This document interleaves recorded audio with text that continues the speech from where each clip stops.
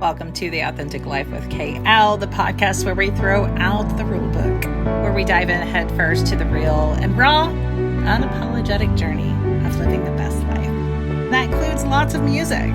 This is your go-to space for empowerment, for deep healing and owning your authenticity like the boss that you are. We're here to break down walls and slay self-doubt. Vibe to the soundtrack of your soul. With every beat and lyric, we'll move through stories that heal and empower. You can live your fullest and most badass life. Welcome to The Authentic Life with KL. It's Kitty. Today I have Eric Sebastian, aka Vanish. It's his alter ego. He is here. Welcome in. Thanks for joining me. Thanks for having me. Yeah. So I'm going to jump right in. And I always ask the question, what is something about you that others may not know about you?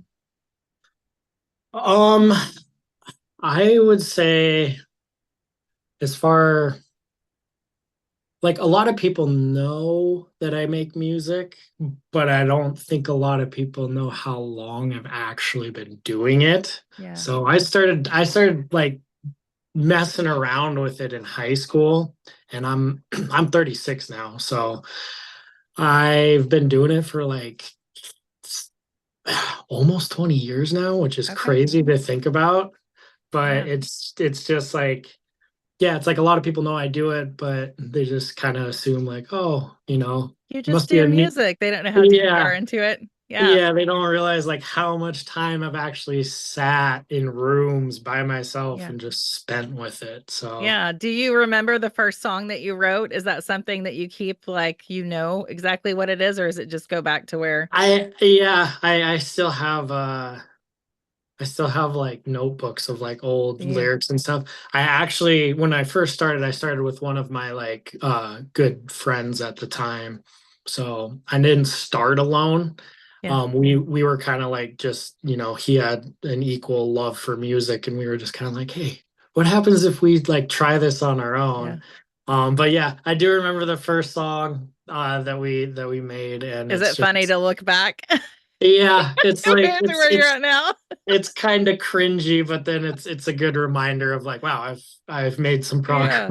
So. Yeah, I've seen some of the funnier ones I've seen is I think Post Malone, that there's one of Post Malone going around and you're like, you can go anywhere. Have you seen this one?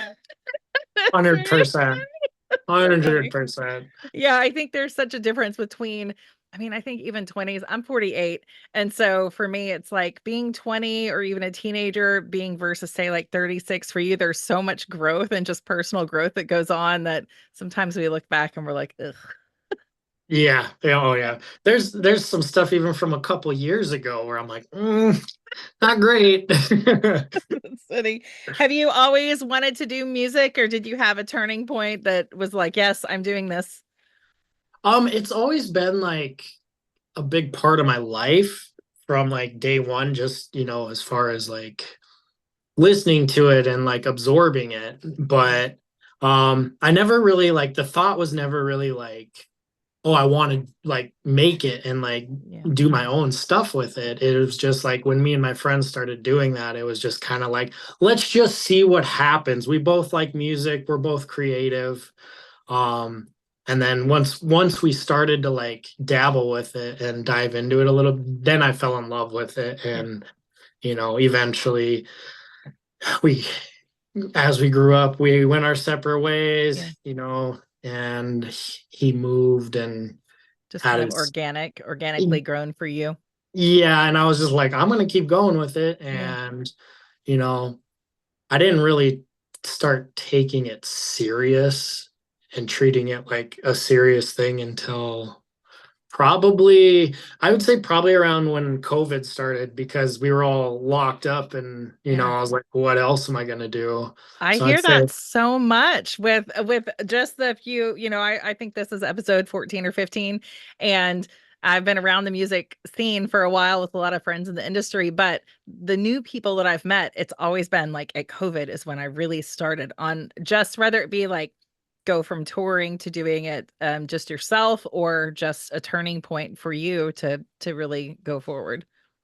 Yeah. And it was, same. I know a handful of people that have and just interviews and stuff I watched too that have the same thing. But it was it was a big like outlet from like being like super bored and Yeah. just like, having an outlet to like put all these weird out of the box thoughts that everyone was having because they were Yeah. just like cooped up for Yeah. and isolated. So it was my therapy at the time. I mean, it always has been, but like that was like the bubble where I was like, okay, let me really dive into it and just see what Yeah. happens. No, I love that. I haven't really thought about it till you just said that because I've heard it a couple times, and it's like I talk a lot about music being a catalyst for healing and things like that. But at that point, it really was a common foundation for so many people that were locked up, especially musicians, because they're used to being out and doing and having people around. And so that does make me look at that a little bit differently. So I read, I was doing some reading on you because that's what I do. And and it said, I read that you really had a lot of country growing up, that was some of the majority of the music. And I resonate with that because my mom was like Carly Simon, and then my dad was Ted Nugent. And there was no country. It wasn't allowed, not at all. Though I do like country now. But can you tell me what it was like whenever you finally realized there was something different that you could actually that you clicked with? I remember the exact moment, honestly. So just like the way a lot of my parents both come from big families. So I have lots of aunts, uncles, and cousins. And a lot of them were farmers, ranchers, just that kind of lifestyle on top of being, like the older generation. Sure. So nothing was ever like forced on me, but it's just like that's what I grew up around hearing Yeah. most common, That's probably. what we do. That's what we do. Yeah. So, and I never, there was just something about it. I was like, I could never just vibe with it. Hmm. And then I have an older sister, and I remember sneaking into her room one day and just flipping through her CDs, and I found a Tupac CD. Yeah. And I was like, what is this? And I like snuck it out of her room, put it in my CD player, and just listened to it. And the second that first song came on, I was just like, I don't know what this is, but this is it. Like I I love love this. it. And then ever since then, I've been in, and I listen to everything. I really do. Country's just my one of my least favorites, and nothing against it. Like Sure. there's very very talented people in that genre. It's just not Yeah. my cup of tea. Yeah. And it's not even really, I mean, now it's not even country, really. It's like kind of rock kind of country. Yeah, Like it's it's like not they're like the old country, but still it's definitely not something that everybody can connect to. yeah, 100%. There's so many like hybrid versions of every genre of Yeah. music nowadays that it's like it's hard to keep up, It honestly. is. It is. Do you have a favorite, I guess, music being a catalyst for healing? We talk about this so much, but just kind of being that soundtrack of our life. Do you have specific artists that as you grew up that they really impacted you through like their lyrics or their music? Yeah, I mean, Tupac will always be my number one just because like that is what Yeah. introduced me to everything. Um As far as like that, I mean, like it's a big spectrum for me. Like I feel like I have so many different artists that have like a few songs that like have that effect on me. Sure. Um as far as like who I listen to, like my top five, I'll just give you my top five. Okay. It's the easiest way to do it. And I hate doing this at the same time though, because everyone's like, "Oh, I can't believe you didn't put so and so in there," Yeah, and I'm no, I just get like, that. it's my list. Calm down. I like who I like.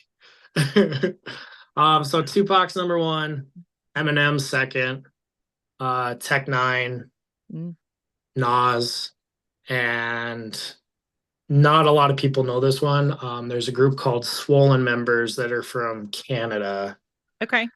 and I'm a lyrical person, That's I am so too. yeah. So like all those guys are in my list mainly for their lyrics and the depth of what they make. Yeah. I listen to all the other like trap club banger stuff too. Like that Mm, stuff's fun and I love it. but I don't resonate with it like I do Yeah. the more like layered Yeah. music. What I love about Tupac is that when he gets on stage or when he got on stage, that he was so, I think, abrupt and very direct with lyrics and things like that, and comes across as being very um not gentle. But for me, when I Yeah. looked at him, he was just a more quiet, gentle soul behind the scenes, it seems like. And so it's always interesting. You talked a little bit about the alter ego, and it's like it is like sometimes it is like that. And that is one thing that I always loved about him, because you get the music and it can be all kinds of all over the place, but behind the scenes it doesn't appear that he was always that way. Yeah, 100%. Yeah. 100%. And it's I appreciate artists like that who like they're they're not hiding anything, Yeah. like yeah, they have the alter ego, but that's not like, you see some artists nowadays where like you meet them in person or you see them in person and they are completely different. Yeah. There's a complete disconnect from their artist and what they Yeah. do on stage and their human being. Yeah. Yeah. So I appreciate the more down to earth people, I guess, I who do it's like, too. there's always going to be a little bit of variance Yeah, in I that think there area. has to be whenever you jump up. I mean, I can't imagine one of my friends, I just did the podcast with him, Adrian from Otherwise, and on stage he reminds me of like the mummy guy where he's like, "Whoa," but then he's like so like gentle and quiet and kind and all those things, and it's all still the same person, but I think it takes something special to get up there and do that. Yeah, So, yeah, there's just a switch that goes off and it's like, all yeah. right, I'm this person now for a little bit. Yeah. How do you feel? I can ask, I'm gonna ask this because my son, it was very much, especially as a teenager, into Eminem. I would allow him and I would help him write Eminem lyrics on his walls just because that was his thing. Like, how do you view the progression of him? Because there's so many different opinions on the changes that he's done, especially the current ones. 100%. I mean, he's the master of having split identities Right. and like, I mean, like Slim Shady and Eminem are both platinum artists and they're completely different people. Right. So, Yeah. um, I mean, like Slim Shady is obviously the more like abrasive, like Mhm. outlandish, artist, Right. and like Right. Right. I personally like sober Eminem, Mm. just because it's his stuff does hit deeper. Like it's he's still off the wall with some stuff like his newest album, but he seems sharper and Mm. clearer and as like a human being, like I like to see my heroes thrive because I was Oh like gosh.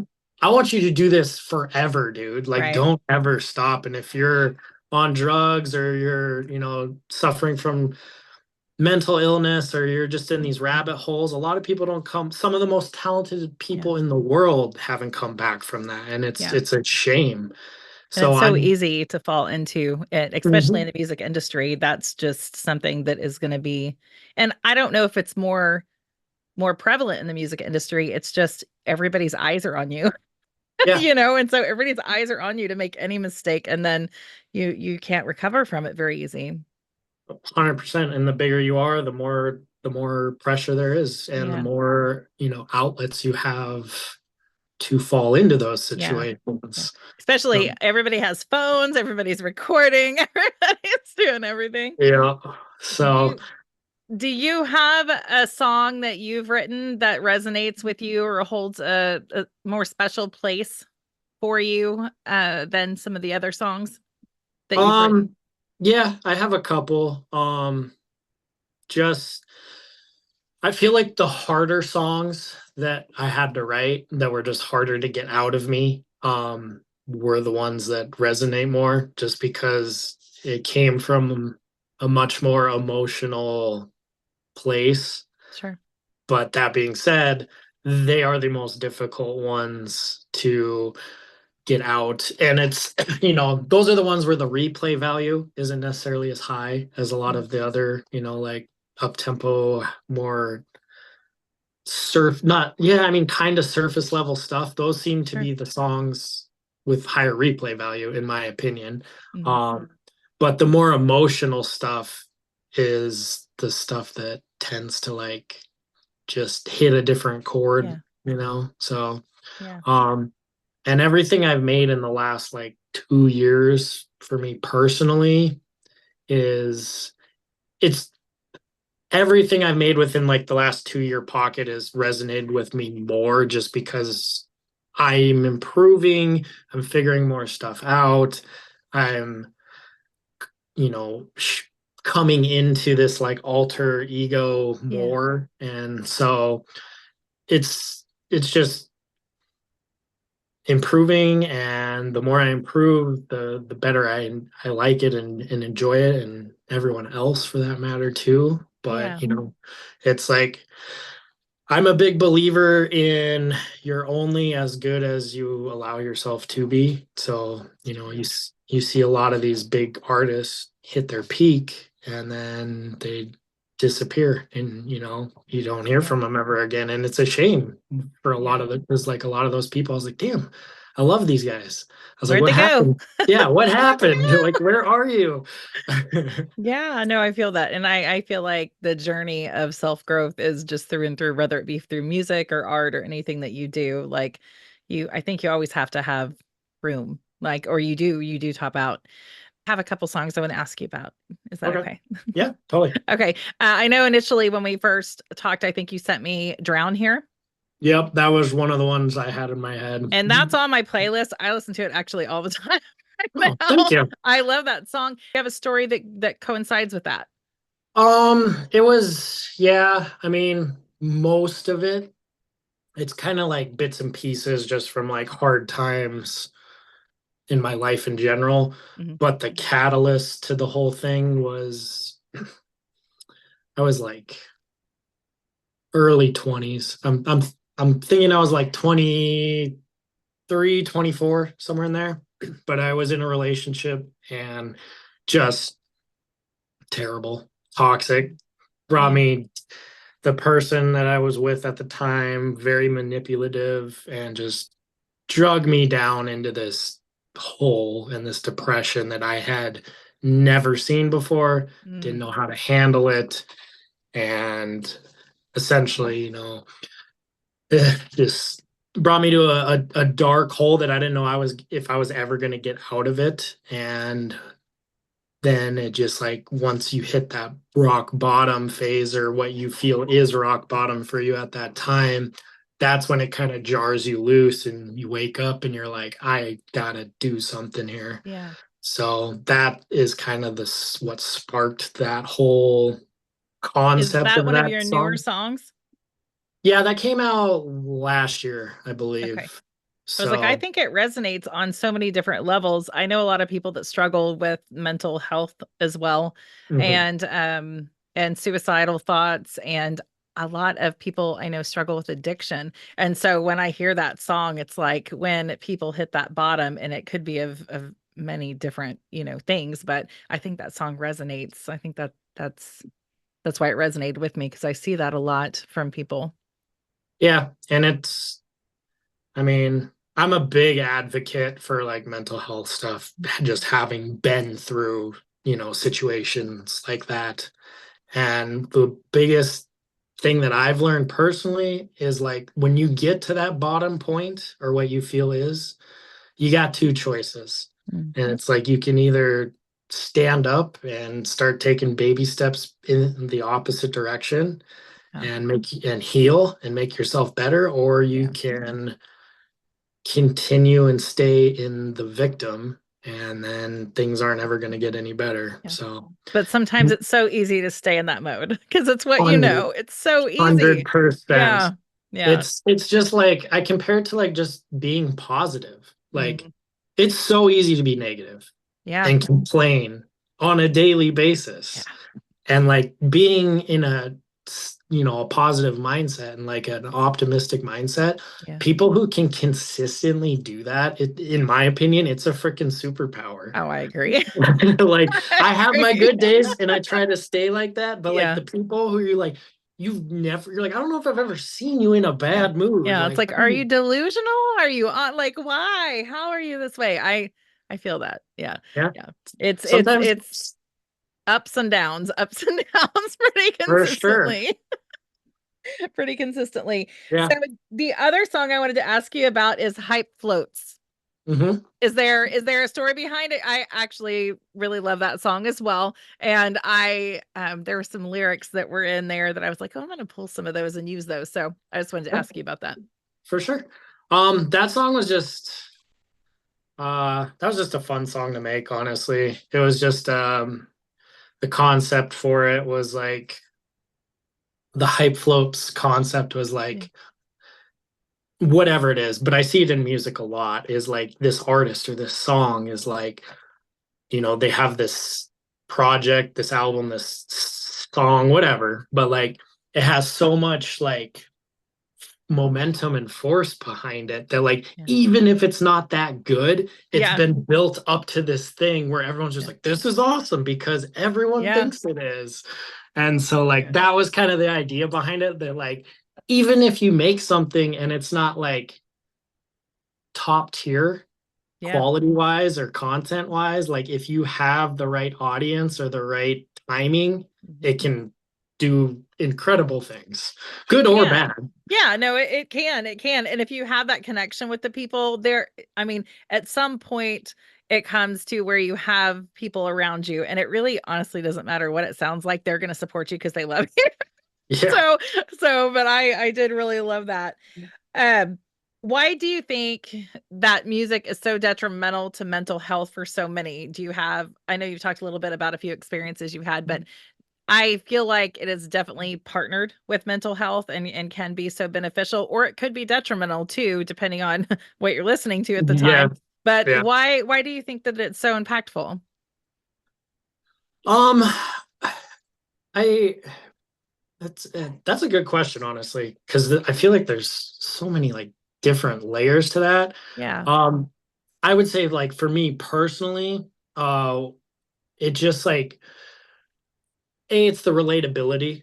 Like Mhm. there's whatever the topic is, there's someone out there that's going to relate to it, whether it's mental health or whether it's, going to the club and partying or whatever. Like, Yeah. whatever it is, there's someone out there in the universe, a small group of people that will connect to it. Yeah. And I think when you're listening to music just on your own, it almost like feels like they're talking to you, Yeah. so it's like, and especially if you've grown up with listening to like people, or you're big fans of them and what they stand for, and you feel like they're your friend, or them on a personal level Yeah. even when you don't, Yeah, no, so I think they've had such a huge part in our life. I talk about that. It's like they literally are the soundtrack to our life.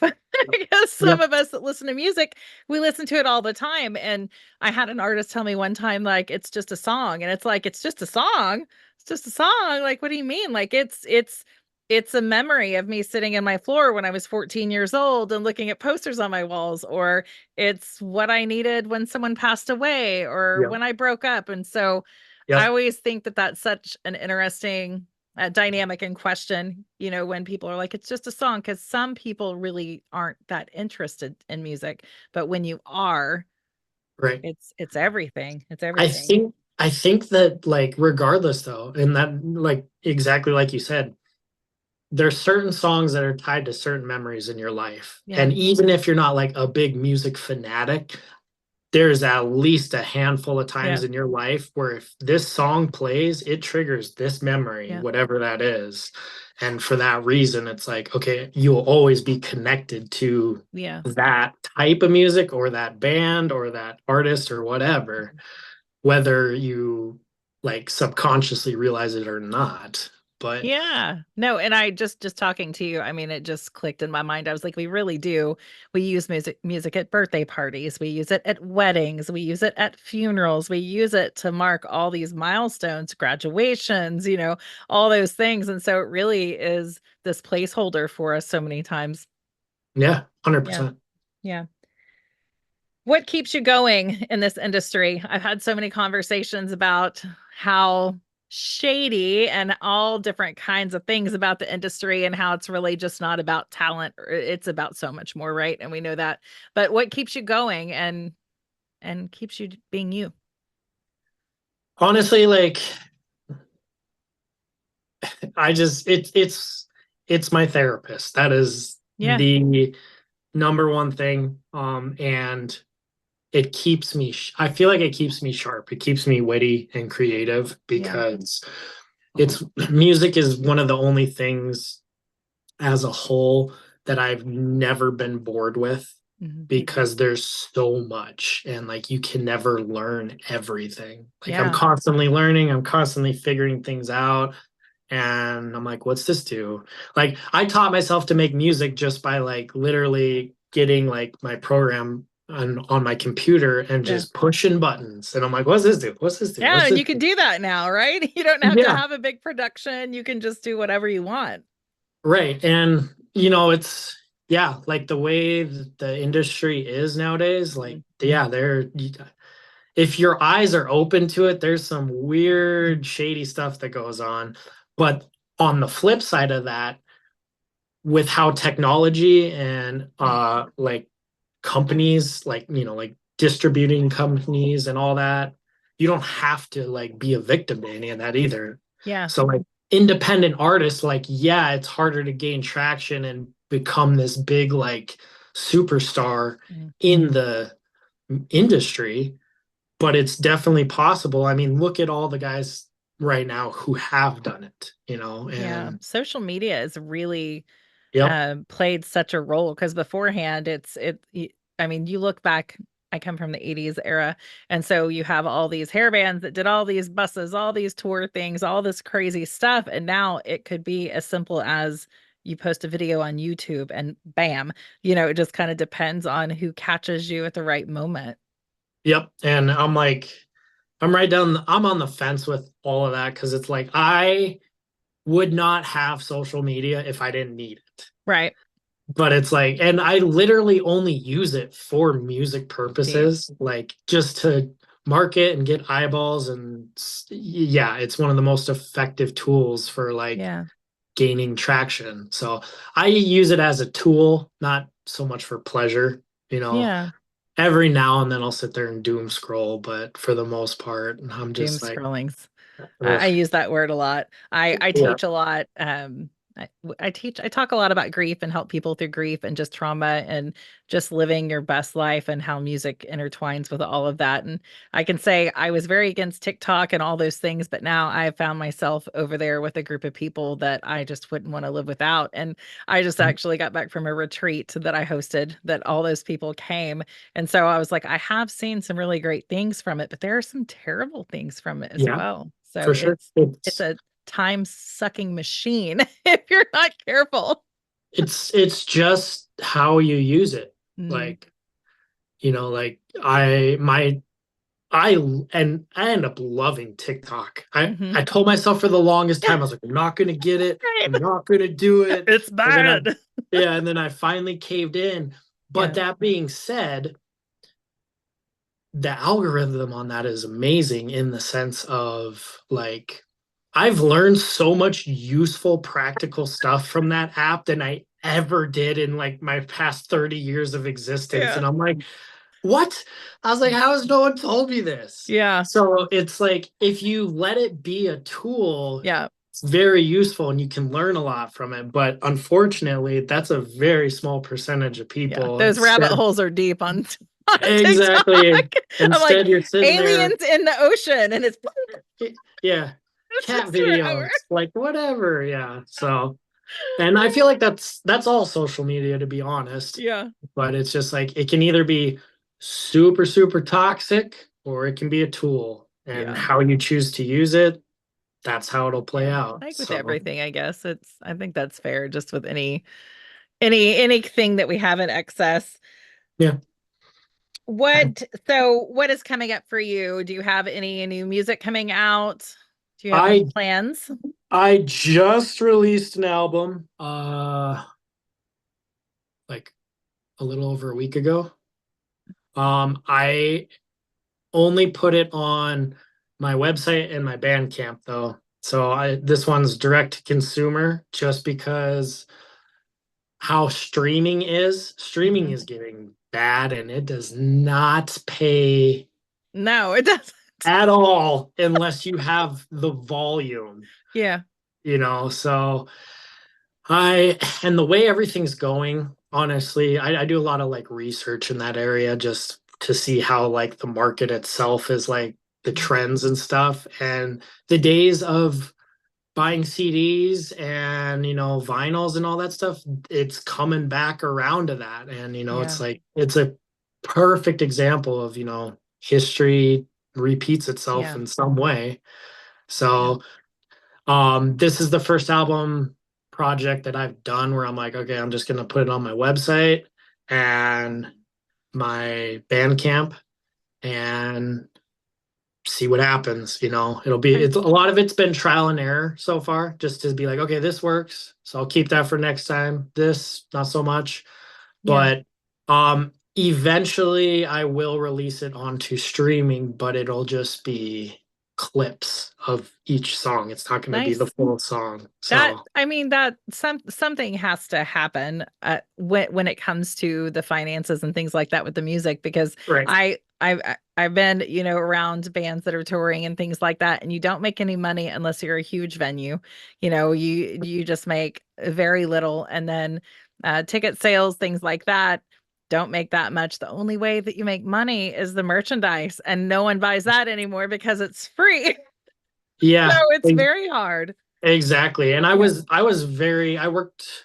worked hard on this album that I just released, and I was like, I don't want to water down the value of this project Yeah. by just giving it away. Yep.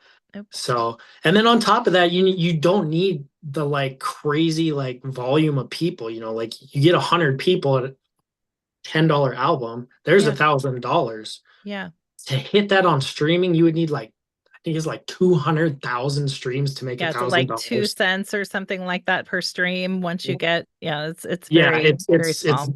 yeah. So like, unless you're like one of the big like Eminem's, Taylor Swift's, Drake's, It's just residual for that. yeah, where Yeah. you have tens of millions of streams, Yeah. that's the only way that the financial side of streaming is beneficial, honestly. So Yeah. Yeah. it, Well, it, where can everybody find this? I know you said on your website. What is your website? it's super easy. It's just vanish, VNSH music.com. Okay. And then it's on my Bandcamp as well, which is vanish.bandcamp.com. So those are the two places that project I just released are available, Okay. at least for the time being. And then, like I said, in a couple weeks, I'll release it onto streaming, but it's only going to be like a minute of each song. Nice. And the strategy behind that is like I still get the streaming money that way, but also if it Come buy might it. yeah, it might convert Yeah. even if I convert, like a couple out of Yeah. every 100 people, it's still in the back end going to be more lucrative Yeah. for me than just the streaming. Yeah, and most of the time, if they find you and they buy your CD, they'll probably buy another CD because you've Exactly. created that connection to where they're going to support you Yeah, no matter it what, no helps matter it what. helps weed out the real fans from Yeah, the like I'm just passing through.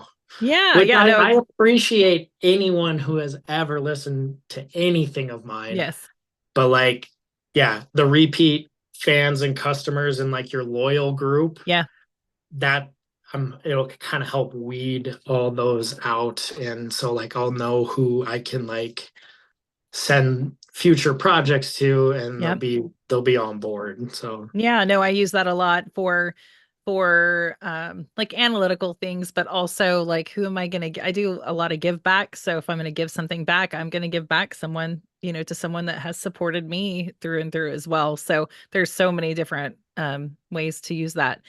I love to end the podcast with this question. If someone were to come to you and say that they were struggling, or maybe they don't even talk because you can just tell, but they're at a very low time in their life, what are some words of wisdom or advice that you would give to them?